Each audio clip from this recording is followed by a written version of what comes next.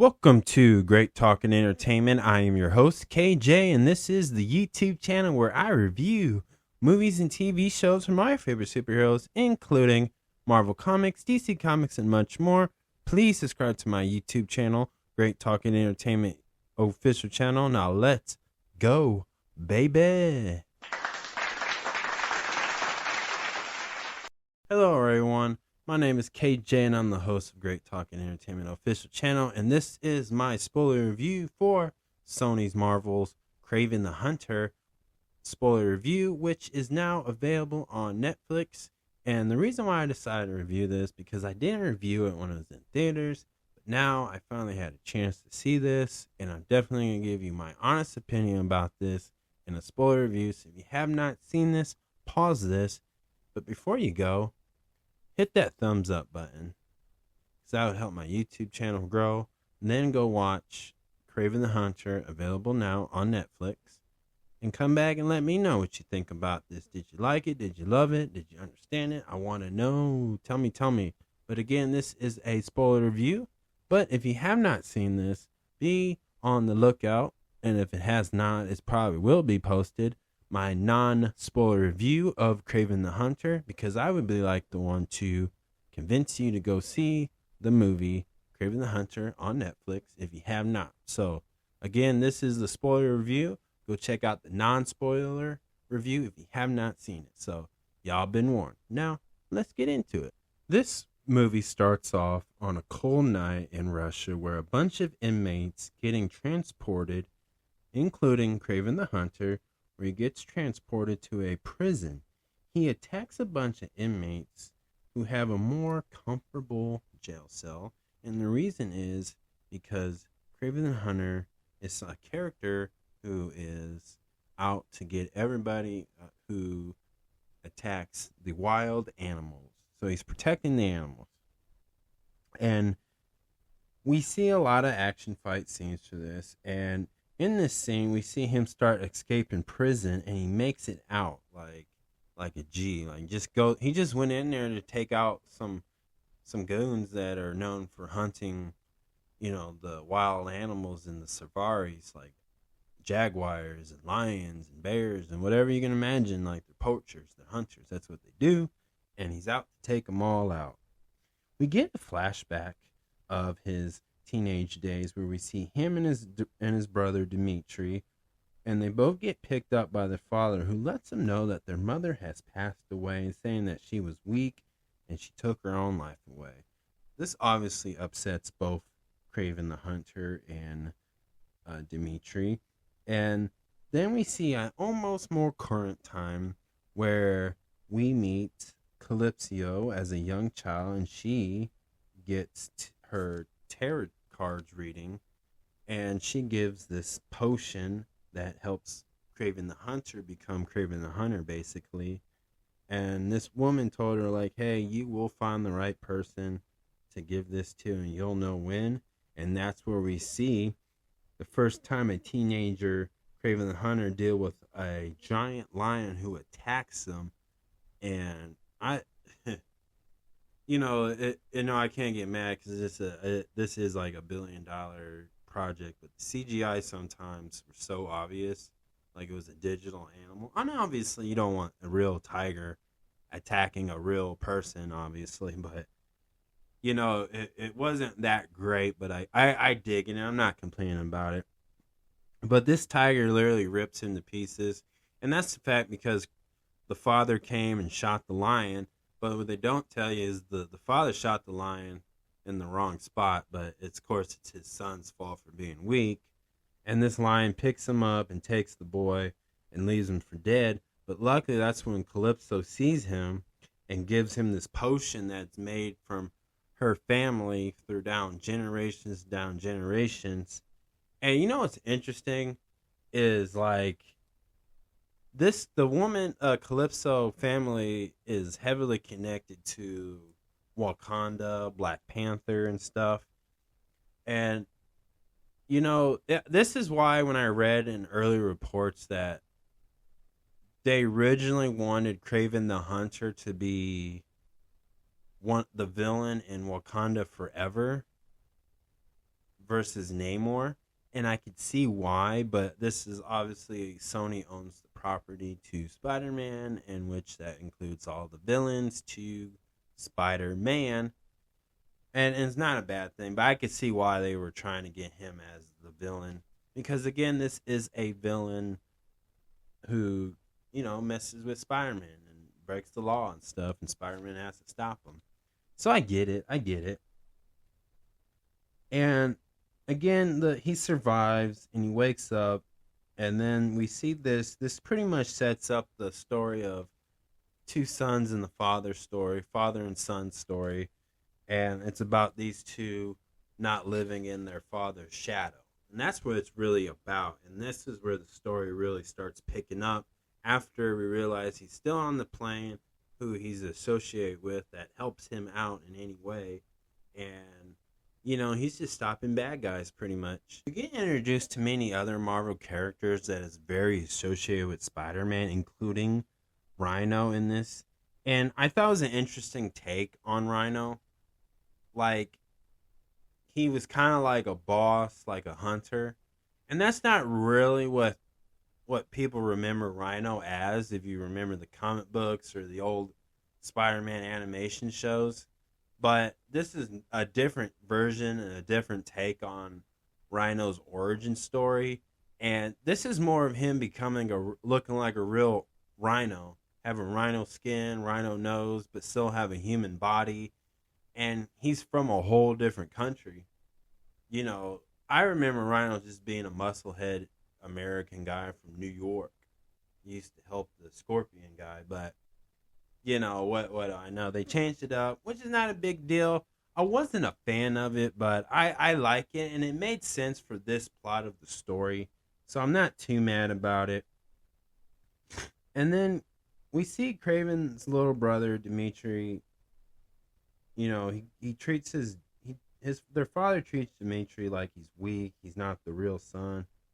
He's wrong. He'll never be as good as him.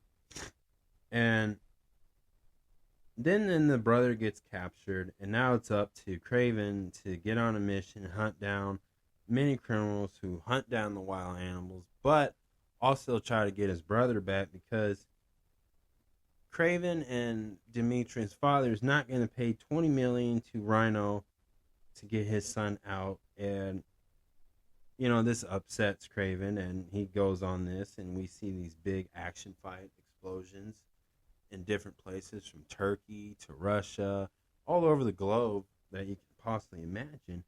And he's trying to get his brother back, and he gets help from Calypso, and they try their best. And at the end of this film, we see that this whole thing, after a cool battle scene between Rhino and Kraven the Hunter, just to see them fully in their thing, that the dad set this all up so he can gain more territory and rebuild the family as a bigger empire. And this upset Kraven and, of course, his brother. And at almost close to the end of this movie, Kraven the Hunter hits his own dad up to get demolished and murdered by a bear. And then at the end of this, he sees his brother Dimitri, and he thought he sold all the assets to their father's ownings and money. And no, he took over the family business, and now he became the chameleonaire. And they finally showed his face, but not fully so. He saw the doctor that can make him like that. And, he can look like anybody. So, and then at the end, he finally puts on the vest, and now he's Kraven the Hunter with the iconic vest that he's known for in the comic books. Now, the plot of this story is basically, a father-son story, and these two boys trying to live out the shadow. Now, I liked it. I liked the plot of it, and I liked the direction they're going with it, but they made Kraven the Hunter an anti-vigilante, which he is in comic books, and all he cares about is the animals and hunters, hunting in areas they shouldn't be hunting, basically. And you see that throughout the film. Like, he really cares about the animals, and he can talk to the animals, and the animals will help him out. That's why you can see things like him getting attacked by a jaguar or a panther, a cheetah, whatever it was, right? And he can do that. He can talk to different type of animals, and they'll help him, including bears, right? So I like that, and I like they had the little hawk that usually goes with him, and I just thought that was really cool. I like that, and again, the star who plays Craven the Hunter, I think he did an amazing job. Anna Taylor, I think his name is, and if it's not, I apologize. But he did an amazing job playing this character. Russell Crowe did an amazing job being a villain. And I mean, the whole cast did. I really like it. And again, it was really fun. It felt weird at times because the only Spider-Man reference we got is when Craven got tranquilized by this guy who can drug you up and then have you delusional. And he saw a bunch of spiders. But that's the closest things to Spider-Man that they ever reference. And I thought that was kind of odd, but I don't know if they're trying to set him up to meet Tom Holland Spider-Man. I really don't know with Sony. But again, besides all that, I liked it. And I see why like fans, the hardcore fans, aka the diehard fans, were upset. Like, I see why. Like, again, maybe he shouldn't have put the vest, the iconic vest that Craven the Hunter wears, a lot earlier and not at the end, literally at the end of this movie. But they did. This is an origin story. So if they decide to do a part 2, well, they set it up. They got something. I'll say that. They got a good story. And I would hope that they would do a part 2 to this movie so we can see Craven the Hunter wear the iconic suit throughout the whole movie. If that's their plan, I'm not really sure with it.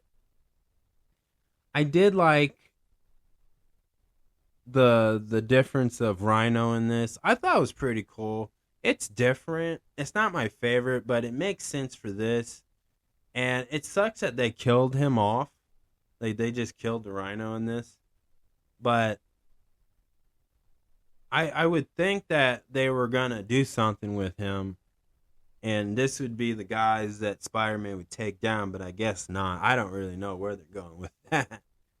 But I did like Rhino for this, and that was pretty neat, a different take. He had a different regional. He's from a different country. And, I like the idea of that he could control the transformation of him becoming just a man with a rhino skin and face. But it just really sucked that they gave him a weakness and they used it so early on it where, blood, he got shanked where he had the little hole tagged to the machine of it. So I get that. He was a pretty badass mafia boss, but again, there's some improvements that they should have done. I hope they work on in the future, but again, they killed him off so early. So as far as I know in the MCU and the Sony Marvelverse, Rhino is dead. I don't know if it's Andrew Garfield one or it's definitely not Tobey Maguire or not. Yeah, Andrew Garfield's definitely not Andrew Garfield's Amazing Spider-Man universe. So I don't know, but it just sucks that was like almost a Sinister Six group, but I guess we're not getting that. I don't know why, but they should have went that route. And a thing I did like, though, again, I'm trying to praise this character. I thought it was told well with that, and I thought his reasoning made sense. Like, you want to take over territory, criminal work business, makes sense. But it just didn't make sense to kill him off that easily. And he might be like an easy character Spider-Man defeats, but he wasn't that easy. He was a big, strong guy. And I wish they stick to more of that, but they made him more suave, he wasn't big and buff, but he was strong. But I miss the big buff guy. I wish they'd done that more with that character. But other than that, if I had to give this a 1 out of 10, I'm going to give it a 5. Not the best, but it's a really good Marvel Sony film. And I think if they do a part 2, a sequel, I would hope that they would learn from the mistakes they made and read from the hateful negative reviews and stuff, but I would hope they would try to improve it for the better cause of just the fans of Marvel, you know? That's what I would hope, but again, it's not the thing, and it just felt weird without Spider-Man, but again, I'm not complaining about it. I like it. I think you should watch it, but man, there is so much potential in this. There's so much potential in that. So I would say let's do a sequel to this one, in my opinion. But other than that, again, the plot was good, the acting was good. There's a lot of action scenes, there was a lot of fighting, and it made up for that. So I'm okay with it. I would say, even though I gave it a 5, it's still somewhat of a one hit banger. I would say it's a one hit wonder. But other than that, that's my review, y'all. Thank you so much. Please subscribe to my YouTube channel, Great Talk and Entertainment Official Channel. Subscribe, hit that notification button so you'll always be updated with all my latest content. Thank you guys, and peace out.